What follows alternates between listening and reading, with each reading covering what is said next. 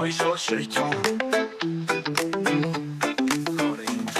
دولکان همیشه اینجاست با خنده هاش دلمون رو ابراست رفیق ماست تو بازی و راه دنیا قشنگه با پلیس خان بگو با همه خوشحالیم با دوستاتون شادی بیاریم با هم میخندیم همه با حالیم پلیس ما هستش عالی پلیس خان همیشه اینجاست با خنده هاش دلمون رو ابراست رفیق ماست تو بازی و راه دنیا قشنگه با پلیس خان دست تو دست بخندیم همه با بازی دنیامون خالی از غمه پلیس خان رفیق ماست شادی میکاره تو دل همه پلیس خان. این قسمت پلیس گشت.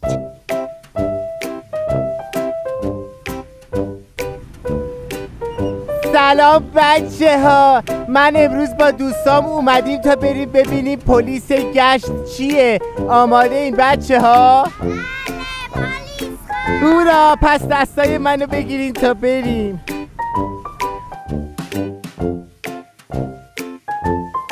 سلام بچه ها، سلام پلیس خان، خیلی خوشحالم که امروز اومدید پیش ما. آقا پلیس گشت یعنی چی؟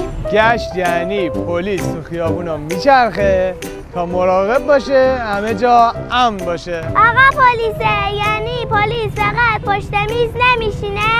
دقیقاً همون. پلیس با گشت زدن میتونه بفهمه کجا مشکل پیش اومده تا سریعاً کمک کنه. پس گشت یعنی مثل چشم بیدار شهری که همه جا رو نگاه میکنه. هورا!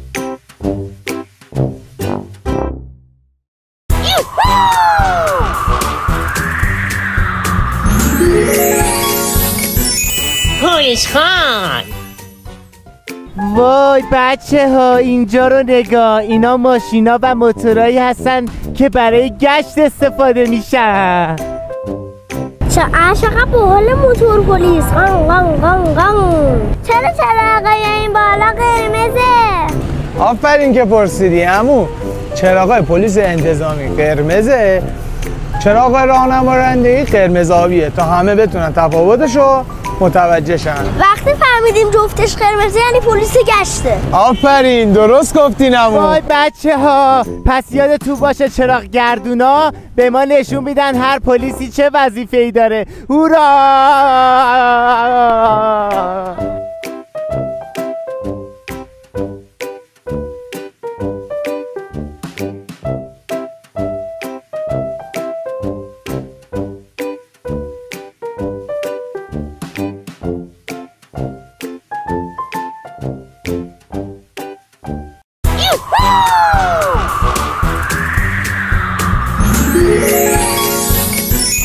پلیس خان. آقا پلیس، اون جلیقه چیه رو بدنتون؟ همونطوری که شما کیف دارید که داخلش مداد رنگی و دفتر نقاشی میذارید، ما هم جلیقه‌ای داریم که میتونیم ابزار کارمون رو داخلش بذاریم، مثل شبکه که میتونیم با بقیه کارکنان همکارای خودمون ارتباط بگیریم، مثل اسلحه که میتونیم با آدمای بد برخورد کنیم، یا دستبند که پس از دستگیریشون اونا رو انتقال بدیم. وای بچه ها، بدوین بیاین، بدوین. پس پلیس هم مثل ما که کوله پشتی داریم باش میریم مدرسه، کلی چیز میریزیم داخلش، جلیقه دارن و کلی وسایل میریزن داخلش. هورا!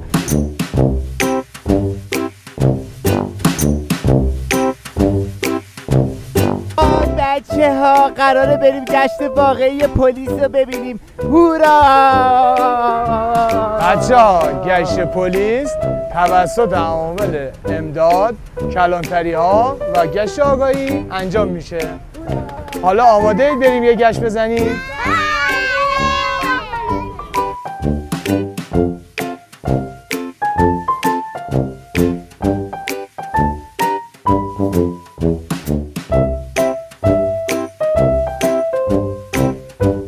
پس گشت پلیس مثل سوپر قهرمانا میمونه که هر موقع ما به کمک احتیاج داشته باشیم به کمک ما میرسن. هورا!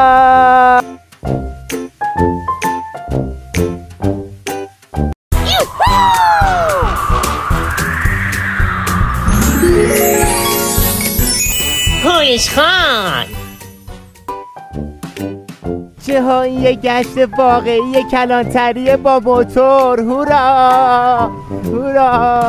وای موتورشون خیلی سریع و خفن حرکت میکنه. آره دقیقاً. پلیس خان پس چرا موتور دارن ماشین ندارن؟ سوال خوبیه. آفرین بچه ها، پلیس ها هم موتور دارن هم ماشین، به خاطر اینکه بتونن خیابونه شلوغ و کوچه ها رو سریعتر رد کنن و به مردم کمک رسانی انجام بدن، با موتور تردد میکنن. اگر تو کوچه مشکلی پیش بیاد موتور زودتر میرسه؟